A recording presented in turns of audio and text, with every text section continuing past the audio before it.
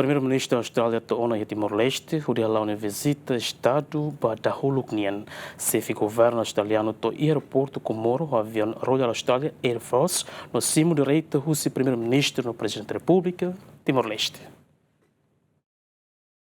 Primeiru-Ministru Austrália to Timor-Leste iha tukusia 5:05 iha Aeroportu Internacional Presidente Nicolau Lobato Dili iha nebe simu direta husi Xefe Estadu, Xefe Governu no membro governo Circelo. Iha recessão ne acompanha rodança cultura, holian dadolen hanesan cultura Timor-Leste nian, nebe baibain simu bainaka siramai iha nação ne. Durante visita oficial ne, Austrália no Timor-Leste fahe parceria nebe meeting iha setor 5, cooperação segurança, desenvolvimento econômico, saúde, educação no ligação comunitária. Além de António Albanese se hala'o encontro o Xefe Estadu, no Xefe Governu onde discute oportunidade sira, atu hametin liutan relação no atu promove região idnebe hakmatek estável no próspero. Xefe Governu Australianu mose discurso e Parlamento Nacional Timor-Leste no iheloraik seisimo condecoração Ordem Grande Colar Timor-Leste. Primeiru-Ministru Australianu hala'o vizita oficial ba dahuluk mai Timor-Leste no fila hika si haloron ruanulu resensia. Equipa cobertura GMN.